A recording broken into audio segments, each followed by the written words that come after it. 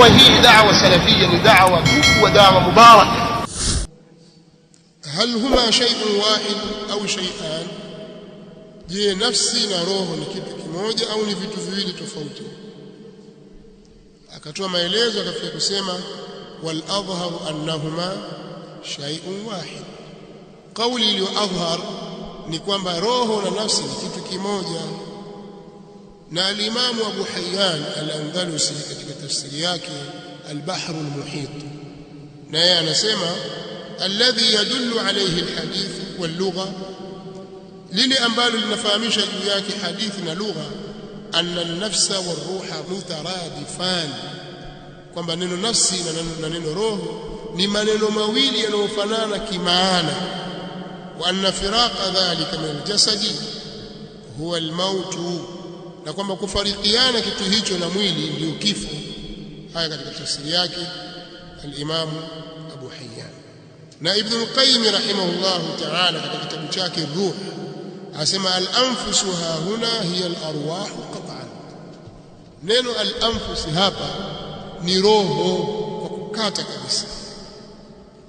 Ibn Ashur na amekaleta maneno kama hayo yanayofanana na maneno ya Ibn al-Qayyim rahimahullah ta'ala, kaeleza kama watutlaq wala ruhi alladhi bihi al-hayatu wal-idrak nafsi, sababu al-anfus jamu nafsi wa hiya ash-shakhs wa-dhat wa fi anfusikum afala tubsirun. Akasema pia huitwa hiyo nafsi kwa maana ya roho, ambayo kwa hiyo roho hupatikana uhai na kufahamu.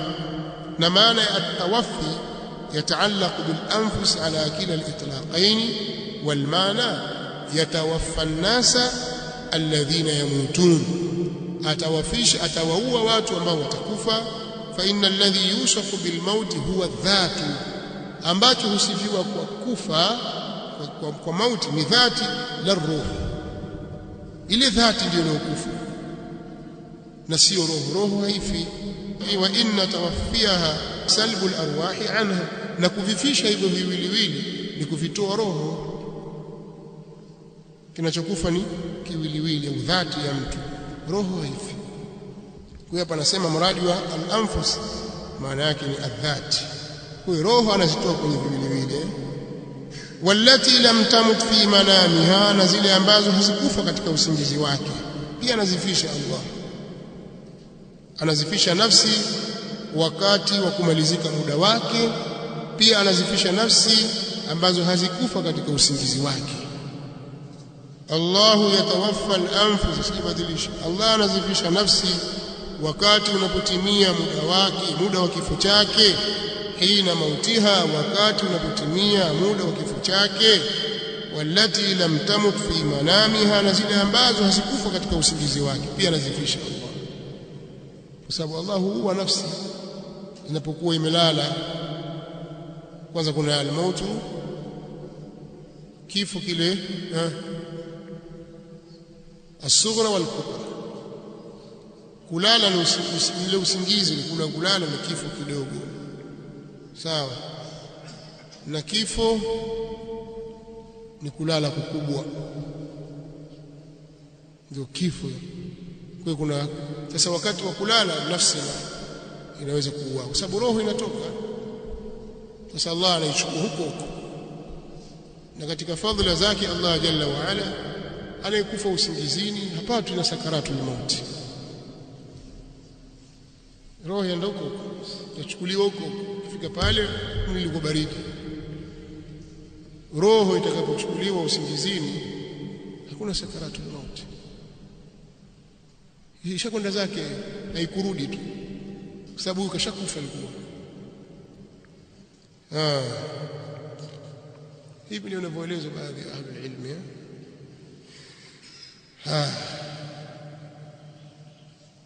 Fayumsiku allati qada alaiha almaut, na uzichukua, kwa maana uzizuia, kwa maana kuzichukua, uzichukua zile ambazo amezihukumia juu yake mauti. Pale nafsi inapokuwa imelala, zile ambazo zimehukumiwa mauti zinachukuliwa. Fayahbisu Allahu al-arwah allati hakama alaiha au hakama ala ashabiha bilmaut fala yuraddu arwahuhum ila ajsadihim fi dunya, ikawa roho zao hazirudishwi kwenye viwiliwili vyao hapa duniani tena, ndio hayupo tena huyo, atakuwa ameshatutoka, roho yake ichukuliwa. Fayumsiku allati, na huzizuia zile ambazo qada alaiha almaut, amehukumia juu yake mauti. Wayursilu al-ukhra, na huziachia nyingine, ila ajalin musamma, mpaka muda maalum. Yursilu Allahu al-arwah al-ahya'i hina istiqadhihim min manamihim, Allah anaziachia roho za walio hai wakati wa kuamka kwao kutoka usingizini, katika usingizi wao. Fataudu ila ajsadihim, zikarudi katika viwiliwili vyao. Fala yatawaffaha Allahu alwafata alkubra, havivishi Allah mauti makubwa, illa hina inqidai ajalihim fil hayati dunya, isipokuwa baada ya kuisha muda wao katika maisha haya ya dunia. Na ndio maana Mtume sallallahu alaihi wasallam akatufundisha sisi, akasema idha awa ahadukum ila firashi, atakapojikusanya mmoja wenu katika tandiko lake, falyakhudh dakhila izarihi, akamate ile ncha au ndani ya shuka yake, falyamfudh biha firasha, akungute tandiko lake. Limadha? Kwa sababu hajui pale aliyochelewa. Waliusammi Allah, na amtaje Allah, sema bismillah, kunguta tandiko lako kwanza. Fa innahu la ya'lamu ma khalafahu ba'dahu ala firashi, kwa sababu hajui alichokiacha baada yake kwenye tandiko lake. Wewe umekuja tu umelala, kumbe na nge, wala na nyoka, wala na hiki. Kunguta kwanza, shayatin, sema bismillah, kunguta, alafu ndio ulale. Fa idha arada yattaji' falyattaji' ala shiqqihi al-ayman, na anapotaka kulala basi na alale katika ubavu wake, alalie ubavu wake wa kulia. Waliyaqul, na aseme subhanak allahumma rabbi, ninakutakasa wewe, kutakasa wewe Mola wangu, bika wada'tu jambi, kwa sababu yako wewe nimeuweka ubavu wangu, wa bika arfa'uhu, au kwa msaada wako nimeuweka ubavu wangu, na kwa msaada wako nitaunyanyua. In amsakta nafsi farhamha, au katika riwaya faghfir laha, ukiikamata nafsi yangu kama nitakufa mimi hapa, basi samehe nafsi yangu. Wa in arsaltaha, na ukiachia, fahfadhha, uhifadhi bima tahfadh bihi ibadaka as-salihin, kwa kile ambacho unawahifadhia waja wako wema. Kwa hii ni dua watakiwa uisome wakati unataka kufa, maana pale unakwenda kulala kwamba unataka kufa wewe, huna khiari. Sasa ya Rabbi, nafsi yangu hiyo kama utaichukua basi isamehe, kama utanirudishia basi endelea kunihifadhi, lakini unajisalimisha na huna namna, lazima ulale.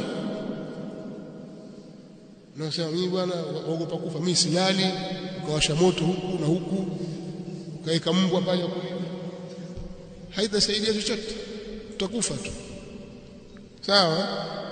Kadhalika katika hadithi imekuja kutoka kwa Hudhaifa ibn al-Yamani radhiyallahu anhuma, anasema kana an-nabiy sallallahu alaihi wasallam idha awa ila firashi, alikuwa Mtume sallallahu alaihi wasallam anapojikusanya kwenye tandiko lake, yani kwa ajili ya kulala, qala, anasema bismika amutu wa ahya, kwa jina lako ewe Mola wangu nitakufa na nitahuika. Wa idha qam, na anaposimama, anapoamka, qala, anasema alhamdulillahi alladhi ahyana ba'da ma amatana wa ilayhi al-nushur. Sifa njema zote zinamstahiki Allah ambaye ametuhuisha baada ya kuwa ametufisha, na kwake yeye ndio kukusanywa Allah subhanahu wa ta'ala. Kwa hiyo Allah anazifisha nafsi, anaziua nafsi, au anawaua watu wakiwa wamelala, na kulala ni sehemu katika kifo. Roho inaweza ikarudi au isirudi. Katika hadithi ndefu ya Abu Qatada radhiyallahu anhu anaeleza kwamba sirna ma'a an-nabii sallallahu alayhi wasallam laila, tulitembea pamoja na Mtume sallallahu alayhi wasallam katika wakati wa usiku. Faqala ba'd al-qaum, baadhi ya watu wakasema, law arrasta bina ya Rasulullah, law ungetupumzisha sisi tukalala ya Rasulullah. Qal, akasema Mtume sallallahu alayhi wasallam, akhafu an tanamu 'ani as-salah, naogopea msije mkalala kuiacha swala. Maana watembea sehemu katika usiku, watu wamechoka, tungeunganisha mpaka alfajiri, tukaswali alfajiri, alafu ndio watu wakalala. Sasa naogopea tukilala sasa hivi mtaiacha alfajiri nyinyi.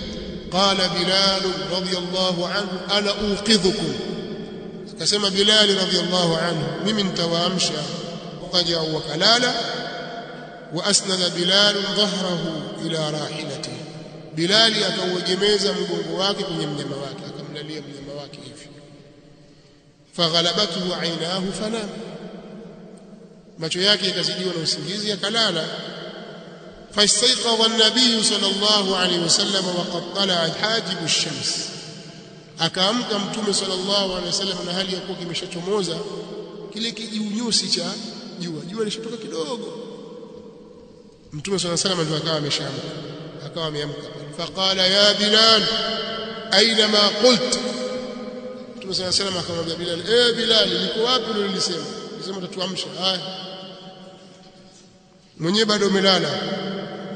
Qala ma ulqiyat alayya nawmatun mithluha qat, akasema sijawahi kupewa usingizi mfano wake kabisa, sijawahi kulala mimi maisha yangu kama usingizi huu. Qala, akasema Mtume sallallahu alayhi wasallam, sikiliza maneno yake, inna Allaha qabada arwahakum hina shaa, hakika Allah alizichukua roho zenu pale alipotaka. Wa raddaha alaykum hina shaa, na akazirudisha kwenu nyinyi wakati alipotaka.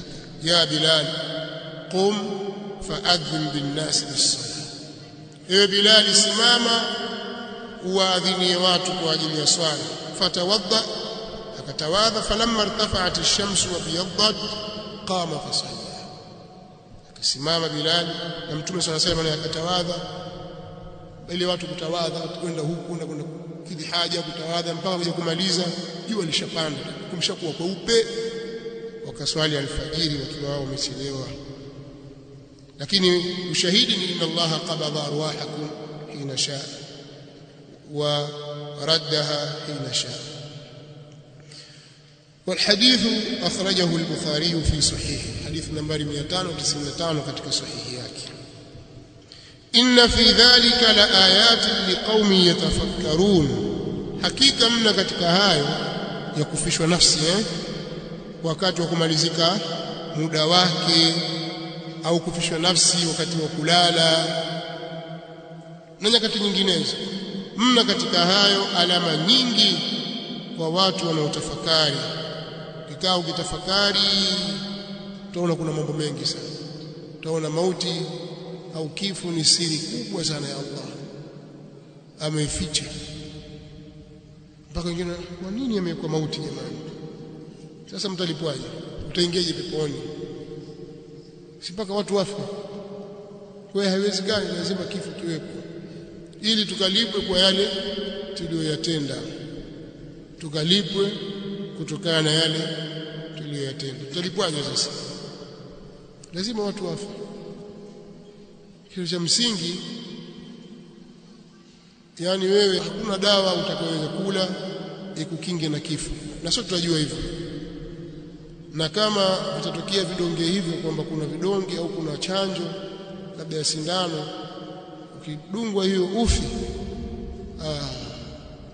itakuwa ni vita kubwa duniani. Watu wote wataitaka hiyo, na bila shaka itakuwa ni uongo, bila shaka, tuna shaka, kwa sababu mauti ni lazima. Sasa kama ukigundua hiyo ukasema jamani na dawa hiyo ukila ufi wala uzeeki, alafu watu wakikuamini, basi nadhani utakuwa wewe ndio bilionea wa kwanza utakuongoza duniani, kwa sababu umeshika pale mahali ambapo watu wanapataka. Lakini bila shaka itakuwa ni uongo. Nadhani utakuwa wa kwanza kufa ni wewe mwenyewe. Si watu wanyosha watu vikombe, wako wapi sasa? Watu washakwenda na vikombe vyao.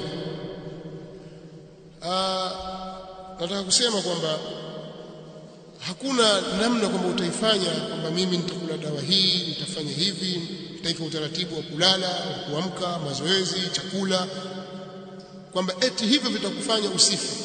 Haiwezekani. Masala kupata afya na kulinda afya yako ni jambo latakikana, lakini hayo yote hata kukinga na nini? Na mauti. Na mauti yanakuja kwa sababu nyingi. kama ni wengine maradhi, wengine ajali, wengine hivi vitu ghafla tu sakta qalbia, خلاص amri yake imeisha. Ilikuwaje? Watu kila mmoja anaanza kutafuta sababu za msingi hawazioni, lakini tukashakufa na hakuna namna ile azikwe. Sasa jambo la kufanya ni kuangalia baada ya kufa nini kilichotanguliza, kwa sababu watu wote takriban utaona waislamu wanafahamu aya, kipande cha aya kullu nafsin dha'iqatul maut, wafahamu mpaka hapo tu. Aya endelea, wa inma tuwaffawna ujurakum yawm alqiyamah. Kipande hiki watu wengi hawakijui kwamba kila nafsi ni yenye kuonja mauti, sawa. Halafu hakika hapana vingine, mtalipwa kwa ukamilifu ujira wenu siku ya kiyama. Kwa hiyo kuna kulipwa. Hii ni Wajawema Online TV. Hapa ni elimu tu.